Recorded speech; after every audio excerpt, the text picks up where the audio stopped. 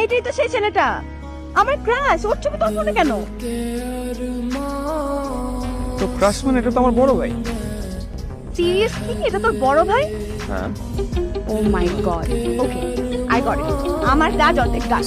এই রাখ রাখ, অর্ধেক ডান কাজ মানে কি কি ডান?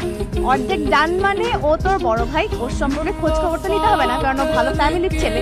মানে আমার কাজ অর্ধেক ডান, এখন যে বাকি কাজটা রইলো সেটা তুই কর। আমি কিছুই করতে পারবো না, আমি আমার ভাইকে জমের মতো ডরাই।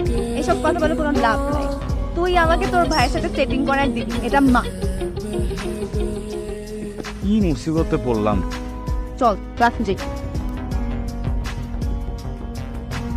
চল। সেটিং কিন্তু করাই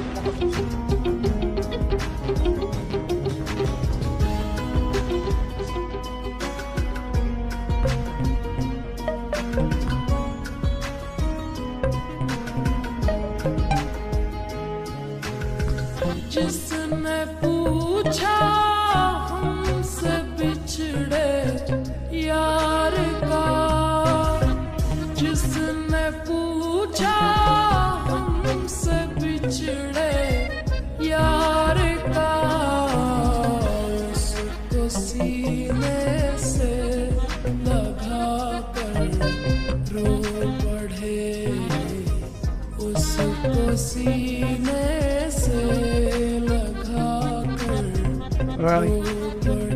কিছু বলবি? वफा करके কিছু বলবি? বল ভাইয়া ওই বল। এখন কিন্তু বাবা আমাদের সত্যি সত্যি একটা চলে এলো। বল। ভাইয়া তুমি কি এনগেজ? আই মিন তোমার কি ইমিডিয়েট কোনো প্ল্যান ট্যান আছে বিয়ের সাথে করার? মা পাঠিয়েছে। হ্যাঁ মাই তো পাঠাইছে ভাইয়া। বাড়ির বড় ছেলে যে কি প্যারা ডেট, সারাক্ষণ শুধু বিয়ে আর বিয়ে খোলা, সবাই শুধু বিয়ে আর বিয়ে করে।